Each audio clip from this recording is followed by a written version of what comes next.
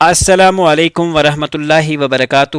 عزیز طلباء و طالبات، آپ سب کا خوش آمدید ہے ہماری یوٹیوب چینل جے کے بوس فاؤنڈیشن کلاسز میں۔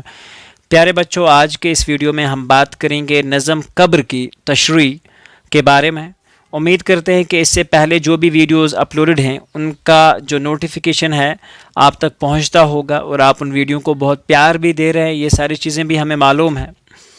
تو آج کے اس ویڈیو میں ہم بات کریں گے نظم قبر کی تشریح کے بارے میں، لیکن اگر آپ ہماری چینل پر نئے ہیں چینل کو سبسکرائب کریں اور بیل آئیکن کو ضرور پریس کریں تاکہ ہم جب بھی کوئی نئی ویڈیو اپڈیٹ کریں تو اس کا نوٹیفیکیشن آپ کو سب سے پہلے ملے۔ آج کے اس ویڈیو میں ہم بات کریں گے نظم قبر کی تشریح۔ عجم کے شہروں میں ایک شہر کا ہے یہ قصہ، یہ رفت و بود کا ایک سلسلہ جو قائم ہے، بنور میں جس کے ہر ایک چیز ڈوب جاتی ہے۔ ایکچول میں یہ نظم جو ہے اگرچہ تنزیہ ہے، لیکن اس کا کمال یہ ہے کہ اس کا تنزیہ پہلے بالکل آخر میں ظاہر ہوتا ہے۔ آخر کے دو مصروں کو چھوڑ کر پڑھیں تو لگتا ہے کہ محض ایک قصہ پارینہ بیان ہو رہا ہے۔ ٹھیک، تو چلیے ہم اب شروع کرتے ہیں۔ مندرجہ بالا مصروں میں شاعر فرماتے ہیں کہ جو کہانی بیان کی جا رہی ہے یہ ایران کے ایک شہر کا قصہ ہے۔ یہ کہانی اس دنیا میں آنے اور جانے، حیات اور موت کے سلسلے سے تعلق رکھتی ہے۔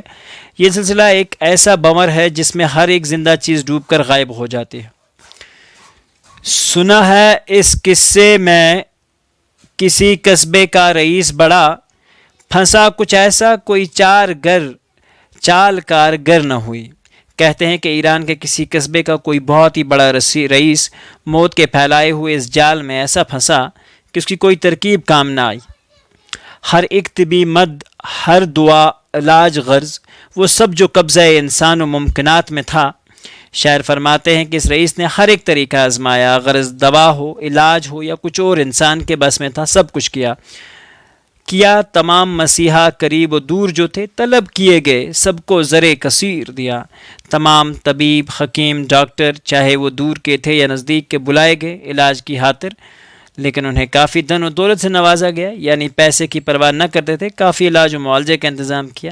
خبر کچھ سن لیتا وہی روتا، اندھیری کوٹری ہوگی، اکیلے رہنا ہوگا، مگر خدا کو جو منظور تھا وہ ہو کے رہا۔ اجل نے بیٹے سے محبوب باپ چھین لیا۔ کچھ بھی کرنے کے باوجود باپ کی جو ہے آخرکار جو ہے وہ ڈیتھ ہو جاتی ہے۔ شاعر فرماتے ہیں کہ آخرکار وہی ہوا جو خدا کو منظور تھا، اور موت نے بیٹے سے اس کا پیارا باپ جو تھا وہ چھین لیا۔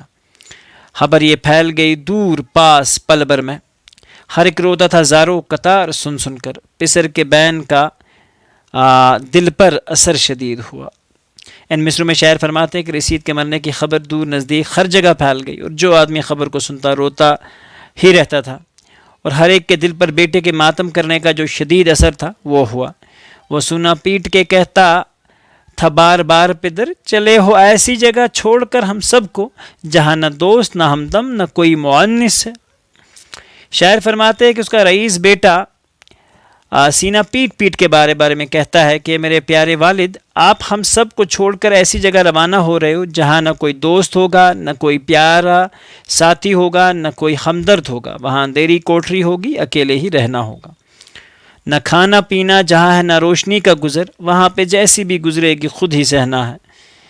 شاعر بیٹے کی زبان سے کہلواتے ہیں کہ جس جگہ والد صاحب کو رہنا ہوگا وہاں نہ تو کھانے کو کچھ ملے گا نہ پینے کو، اور وہاں روٹی کا بھی کوئی انتظام نہیں ہوگا، بلکہ بالکل اندھیرا ہوگا، اور وہاں پہ جو بھی گزرے گی برداشت کرنا ہوگا، جیسا بھی حال ہوگا وہ کرنا پڑے گا۔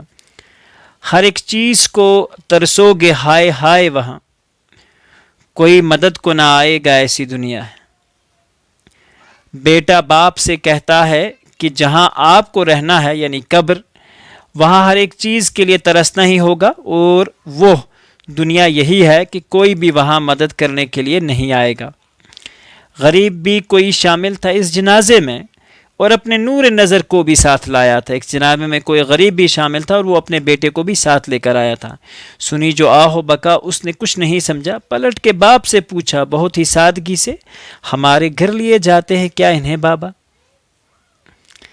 یہی اس نظم کا پورا مقصد یہی پورا ہوتا ہے۔ مفلس شخص کے بیٹے نے جو آہ و زاری سنی اور فریاد جو سنی تو اس کی سمجھ میں کچھ نہیں آیا، اس لیے بچے نے اپنے باپ سے بہت ہی معصومیت سے پوچھا کہ بابا کیا نہیں انہیں ہمارے گھر لیے جا رہے؟ گویا مفلس شخص کے بیٹے کو قبر کھنچی ہوئی تصویر اپنے گھر کے جیسے لگی، یعنی کہ غریب کے گھر میں بھی بالکل ایسے ہی حالات ہوتے ہیں۔ تو ہمیں غریبوں کا سہارا اللہ نے بنانا ہے، اور ہمیں جو چاہیے، جو اپنی مدد ہو ہم کریں، ٹھیک ہے۔ باقی اللہ تعالیٰ سے آپ کے دیے ہوئے کی پکڑ تو ضرور ہوگی، اور پوچھا جائے گا کہ آپ کے پاس جو دولت تھی اس میں سے کتنی جو ہے آپ نے دوسرے لوگوں تک پہنچائی ہے۔ امید کرتے ہیں کہ آج کا ویڈیو آپ کو پسند آیا ہوگا۔ ایموشنل ویڈیو ہے، بٹ امید کرتے ہیں کہ آپ اسے سبق سیکھو گے اور آگے جا کے لوگوں کی مدد ضرور کریں گے آپ لوگ انشاءاللہ۔ چلیے تو انشاءاللہ ملتے ہیں ایک نئے ویڈیو میں، جب تک کے لیے اللہ حافظ و ناصر۔